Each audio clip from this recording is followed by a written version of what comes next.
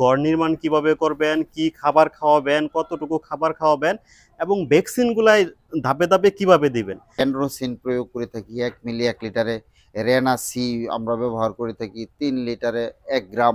ভ্যাকসিনটার আবিষ্কার যে করছে, যে রিসার্চ করছে বড় বড় বিজ্ঞানী যারা আছে, তাহলে এই ভ্যাকসিনটা কেন বানাইছে তারা?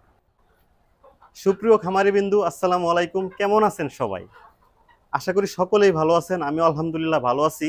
আজকে আপনাদের যে বিষয়টা নিয়ে কথা বলবো সেটা হচ্ছে আপনারা কিভাবে 1000 মুরগি পালন করবেন। একদম 0 থেকে 20 সপ্তাহ বয়স পর্যন্ত 1000 মুরগি পালন করতে কি কি ঔষধ লাগবে, কি কি ভ্যাকসিন করাতে হবে, এ টু জেড সকল কিছু নিয়ে আজকে কথা বলবো। এবং 0 থেকে 20 সপ্তাহ পর্যন্ত স্টেপ বাই স্টেপ খাবার কি লাগবে, কতটুকু খাবার লাগবে, ধাপে ধাপে আপনাদের সকল বিষয়গুলোই নিয়ে আসবো। সেজন্য আপনাদের একদম শুরু থেকে শেষ পর্যন্ত ভিডিওটা দেখতে হবে। তাহলে আপনারা 1000 সাদা লেয়ার মুরগির সম্পর্কে একটা বিস্তর ধারণা পাবেন, যে ধারণাকে কাজে লাগিয়ে আপনারা আপনাদের খামার পরিচালনা করতে পারবেন। এখন আমরা এই সমস্ত বিষয় জেনে নিব আমাদের প্রিয় খামারি, দীর্ঘদিন যাবৎ খামার ব্যবসায় আছেন উনি, ওনার কাছ থেকে সকল কিছু জানবো ইনশাআল্লাহ। আসসালামু আলাইকুম হেলাল ভাই, কেমন আছেন? ওয়ালাইকুম সালাম রহমতুল্লাহ। ভাই ভালো আছি আলহামদুলিল্লাহ। ভাই আজকে আসছি হচ্ছে যারা নতুন করে খামার শুরু করতে চায়, 1000 সাদা লেয়ার মুরগি দিয়ে যদি শুরু করে, তাহলে একদম 0 থেকে একদম 20 সপ্তাহ পর্যন্ত খাবার ব্যবস্থাপনা কি হবে, বোর্ডিং কি হবে, কি কি ওষুধ লাগবে, কি কি ভ্যাকসিন লাগবে, সকল কিছু আপনার কাছ থেকে স্টেপ বাই স্টেপ জানবো আর কি। প্রথমে শুরু করি ভাই, 1000 সাদা লেয়ার মুরগির বাচ্চার বোর্ডিং ব্যবস্থাপনা কেমন হবে? এটা যখন আমরা একদিন বয়সী বাচ্চাটা যখন আমাদের শেডের মধ্যে আমরা নিয়ে আসি, তখন 1000 বাচ্চার জন্য আমরা 2টা ব্রুডিং করে থাকি। 2টা পার্টে আমরা বাচ্চাগুলি রাখি। তুষ দেওয়ার পরে এই তুষের উপরে আমরা পেপারগুলি সুন্দর করে বিছিয়ে দেই। বিছিয়ে দেওয়ার পরে খাবারটা আমরা এই পেপারের উপরে দিয়ে থাকি, আর পানির পাত্র এর উপরে, এর ভিতরেই আমরা দিয়ে থাকি। আর যে ঔষধগুলি আপনার ব্রুডিংয়ে ব্যবহার করি, আমরা অ্যান্ড্রোসিন প্রয়োগ করে থাকি 1 মিলি 1 লিটারে, রেনা সি আমরা ব্যবহার করে থাকি 3 লিটারে 1 গ্রাম। এই যে ওষুধগুলি আমরা মোটামুটি মুরগিকে, এবং গ্লুকোজও সাথে কিন্তু দেওয়া থাকে, আমরা দিয়ে থাকি। এই ধরনের সমস্যাগুলি যদি হয়, ওষুধগুলি দেওয়া থাকলে বাচ্চাগুলির আর তেমন কোনো সমস্যা হয় না, ভালো থাকে। আমরা পরে পরবর্তীতে মনে করেন আপনার 3 দিন বয়সে আইবি প্লাস এনডি ভ্যাকসিন দিচ্ছি, এবং মনে করেন আমরা 7 দিন পরে জি প্লাস এনডি দিতেছি, আবার 9 দিন পরে H9 দিতেছি, 10 দিন পর আপনার 2-8 ভ্যাকসিন দিতেছি, 13 দিন বয়সে আমরা ম্যারেক্স ভ্যাকসিন দিতেছি, আবার 17 দিন বয়স 2-8 ভ্যাকসিনটা আবার দিতেছি, আর 26 দিন বয়সে রানীক্ষেতের ভ্যাকসিনটা দিতেছি। 1 থেকে 2 দিন পরে আবার অ্যান্ডি কিল ভ্যাকসিনটা দিতেছি। এইভাবে কিন্তু ধাপে ধাপে আমাদেরকে প্রায় 25টা ভ্যাকসিনের মতো কিন্তু আপনার দিতে হয় প্রোডাকশনে আসার আগেই। এই ভ্যাকসিনগুলি কিন্তু মুরগির জন্য অত্যাবশ্যকীয়। এই ভ্যাকসিনগুলি যদি মুরগির মধ্যে না দেওয়া থাকে, তাহলে মুরগিগুলি কিন্তু কোনোভাবেই আপনার ভালো রাখা সম্ভব না ভাই। এখন ভাই অ্যান্ডিকেল ভ্যাকসিনটা তো অনেকেই এটা স্কিপ করে, অনেকে দেয় না। আসলে এটা না দেওয়ার মধ্যে কি কি সুবিধা আছে? এই যে অনেক খামারি বিন্দু আছেন যারা যে অ্যান্ডিটা দেন না, অথবা মুরগি আক্রান্ত হয়ে গেলে অ্যান্ডি দেন। এখন আমার কথাটা হলো, আপনি ইউজ করবেন অ্যান্ডিটা আগে থেকে। যদি আগে থেকে ইউজ করেন, তাহলে বড় ধরনের কোনো স্ট্রেজের মধ্যে কিন্তু আপনাকে পড়তে হবে না। আর আপনার স্ট্রেজে যখন পড়ে গেলেন, তখন তো অ্যান্ডি দিয়েও আপনি কিন্তু খুব একটা যে ভালো ফলাফল পাবেন তা না। আরেকটা ব্যাপার হলো যে অনেকে দেন না, এটা কিন্তু সঠিক কথা, কিন্তু তাহলে এই ভ্যাকসিনটার আবিষ্কার যে করছে, যে রিসার্চ করছে বড় বড় বিজ্ঞানী যারা আছে, তাহলে এই ভ্যাকসিনটা কেন বানাইছে তারা? যদি অপ্রয়োজন মনে করতো, তাহলে তো এটা তৈরি হইতো না। এটা প্রয়োজন আছে বিদায় কিন্তু কোম্পানি তৈরি করছে, এই জন্য কিন্তু মার্কেটে আছে, আর আমাদেরকে কিন্তু করতে হচ্ছে বা করতেও হবে। এই ভ্যাকসিন যদি আপনি করে দেন, তাহলে আপনার মুরগিগুলা ইনশাআল্লাহ নিরাপদে থাকবে, এইটা আমি বলতে পারি। কারণ হলো, আমার মুরগিগুলির মধ্যে আমি সব সময় অ্যান্টিকিল ভ্যাকসিন কিন্তু করে থাকি। কখনোই কিন্তু এরকমই আর যায় নাই যে আমি অ্যান্টিকিল ভ্যাকসিন করি না, এরকম ইতিহাস আমার মধ্যে নাই।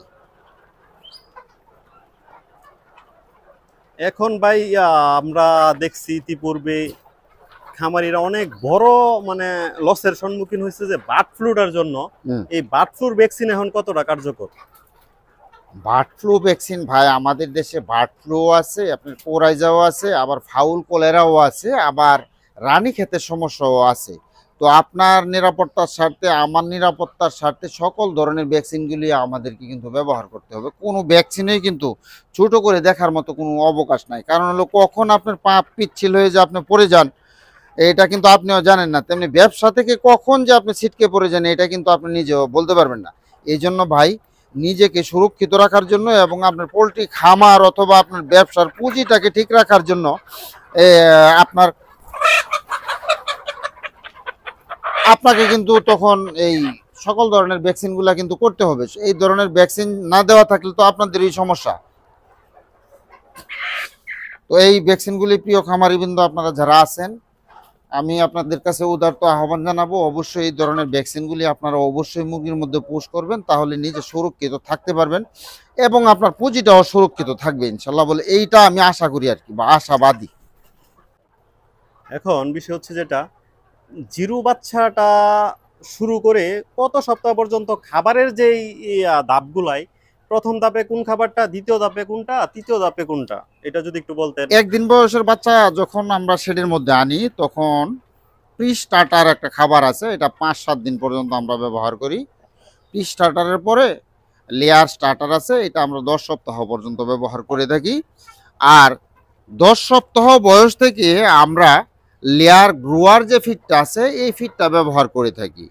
এর পরবর্তীতে আমাদের মুরগিগুলি যখন 4-5% প্রোডাকশন যখন শুরু হয়, তখন আমরা লেয়ার লেয়ার ফিডটাতে চলে যাই। এ হলো আপনার খাবারের শিডিউলটা আর কি। খাবার কয় বেলা দিবে? খাবার মূলত হলো ভাই, এই লেয়ার মুরগিগুলি আপনি ডিম পাড়ার আগ পর্যন্ত তেমন কোনো হিসাব কিতাব নাই। ও যতটুকু খাইতে পারে তখনই কিন্তু ততটুকু তাকে খাইতে দিতে হবে, এবং খাদ্যের পাত্রের মধ্যে মোটামুটি কন্টিনিউ খাদ্যটা রাখতে হবে, যাতে সে খাবারের কোনো অভাব না করে। এই যে ভাই, জিরো থেকে বাচ্চা নিলে পালন শুরু করলে একদম প্রোডাকশন পূর্ববর্তী পর্যন্ত 20 সপ্তাহ বয়স পর্যন্ত কি কি সমস্যার সম্মুখীন হইতে পারে একজন খামারি, সেক্ষেত্রে কি কি পদক্ষেপ নেওয়া লাগতে পারে, এগুলো ভাই যদি একটু বিস্তারিত বলতেন আর কি। ভালো বললেন। এই যে এই বয়সে, এই বয়সটাই সবচেয়ে বেশি সমস্যার সময়। 20 সপ্তাহ বয়সের আগেই মুরগিগুলাকে সকল রোগে আক্রমণ করে। আর বিশেষ করে 20 সপ্তাহ বয়সের পরে ফাউল কলারেটা একটু বেশি আক্রমণ করে, এবং কোরাইজাটা একটু বেশি আক্রমণ করে। এর আগে মনে করেন ঘামবুরু বলেন, রানীক্ষেত বলেন, এভিয়ান ইনফ্লুয়েঞ্জা বলেন, এই যে এই রোগগুলি খুব আক্রমণ করে, যেই রোগগুলি আপনার মানুষের জীবনটাকে একেবারে নিঃস্ব করে দেয়। এখানে আর শেষ বলতে কোনো কিছু থাকে না। এই সমস্ত রোগে যদি আক্রান্ত হয়, আপনি ঔষধ দিলে তো এখন তেমন কোনো কাজ করে না তখন। আর সকল ধরনের ভ্যাকসিনটা দেওয়া থাকলে হয় কি, যে তখন হয়তো বা ঔষধটা মোটামুটি ভালো একটা সাপোর্ট দেয় ভ্যাকসিনটার কারণে। আর যদি ভ্যাকসিন মুরগির মধ্যে না দেওয়া থাকে, তাহলে ঔষধে কোনো ধরনের সাপোর্টই কিন্তু করে না। এই জন্য খামারিদের কাছে আমি উদারত আহ্বান রাখবো, আপনারা অবশ্যই কোনো ভ্যাকসিনকে মিস করবেন না। প্রত্যেক ধরনের ভ্যাকসিনগুলি অবশ্যই দিয়ে দিবেন। তো জিরো বয়সের থেকে মনে করেন না 40 দিন বয়স পর্যন্ত সবচেয়ে বেশি যে ঝুঁকি থাকে, এই ঝুঁকিটা হলো আপনার ঘামবুরু রোগের ঝুঁকিটা থাকে, এবং আমাশা, রক্ত আমাশার যে ঝুঁকিটা এই সময়টার মধ্যে হয়ে থাকে। এখন এই যে বললেন আপনি প্রায় 20টার মতো ভ্যাকসিন লাগে আর কি, এই ভ্যাকসিনগুলায় কতদিন পর পর দেওয়া লাগবে আর কি? এই যে 20টার মতো ভ্যাকসিন, এটা সঠিক একটা চার্ট আছে। এই চার্ট অনুযায়ী ভাইজান এটা করতে হবে, বুঝছেন। এখন তো মনে করেন না, এই যারা লেয়ার মুরগি লালন পালনের সাথে জড়িত, তারা মোটামুটি এটা একটু আইডিয়া আছে যে কি কি ভ্যাকসিন কতদিন বয়স থেকে দিতে হবে। কারণ এখন যদি আমি ভিডিওতে বললাম, কিন্তু তারা তো আর মুখস্থ রাখতে পারবে না। এই জন্য যদি কারো প্রয়োজন লাগে যে আমি কোন দিন বয়সে কোন ভ্যাকসিনটা করব, আমি আপনার মাধ্যমে তাদেরকে জানিয়ে দেব ইনশাল্লাহ। তারা অবশ্যই গঠনমূলক কমেন্ট করবে, এবং জানতে চাইলে আমরা জানাবো তাদেরকে যে কী ধরনের পরিচর্যা আমরা মুরগিগুলি করে থাকি, এবং কী ধরনের ট্রিটমেন্টগুলো আমরা মুরগিগুলোকে দিয়ে থাকি। এখন খামারিরা অনেক সময় খাদ্য নির্বাচনে একটু ভুল করে, যেটা হচ্ছে আসলে কোন খাবারটা খাওয়ালে মুরগিগুলো সুস্থ থাকবে, ভালো প্রোডাকশন পাবে, এরকম কিছু খাদ্যের যদি সাজেস্ট করতেন আর কি। ভাই, কথায় আছে যে ভালো বীজে ভালো ফলন। মুরগির যে শর্তগুলি হলো, ৩টা শর্ত যদি আপনি এখানে মানেন তাহলে ভালো একটু সফল আপনি হইতে পারবেন। প্রথমে হলো আপনার মুরগিটাকে নির্বাচিত করতে হবে ভালো মানের, খাদ্যটাকে নির্বাচিত করতে হবে ভালো মানের, এবং পরিচর্যাটা দিতে হবে আপনাকে ভালো মানের, এবং আপনাকে অভিজ্ঞ হইতে হবে। কখন কি করণীয় আছে সেই বিষয়গুলি কিন্তু আপনাকে জানতে হবে এবং ভালোভাবে বুঝতে হবে। আপনি যদি অভিজ্ঞ না হন তাহলে কিন্তু আপনার খামার ব্যবসার মধ্যে আইসেন না, আপনি লস খাইবেন। বাচ্চা, আসলে বাচ্চা নির্বাচনে আমরা অনেক সময় ভুল করি। আমরা দেখা গেছে অনেক সময় সঠিক বাচ্চা কিনতে পারি না। সঠিক বাচ্চা কেনার বিষয়ে আপনার পরামর্শ কি? কিভাবে আসলে ভাই, সঠিক বাচ্চা বুঝবো আর কি? আমরা সব সময় বাজারে যদি যাই মাছ কিনতে তাহলে দেখি কোন মাছটা সবচেয়ে ভালো, এটা আমরা চিনি এবং জানি এবং বুঝি, এটা আমরা ক্রয় করি। সব কিছুই আমরা ভালো যদি চিনতে চাই এবং জানতে চাই, খুঁজতে চাই, তাহলে মুরগির বাচ্চা যখন আমরা কিনবো তখনও কিন্তু এটা আমরা যাচাই বাছাই করে নিব যে কোন মুরগির বাচ্চাটা ভালো এবং কোনটা মন্দ, কোনটা দিয়ে আমি ভালো ফলাফল পাবো এবং কোনটা দিয়ে আমি ভালো ফলাফল পাবো না। এটা তো ভাই অন্য কেউর দায়িত্ব না, এই দায়িত্বটা তো হলো একান্তই হলো আমার। আমি যদি নির্বাচিত না করতে পারি তাহলে আমার ব্যবসায় লস খাইতে হবে।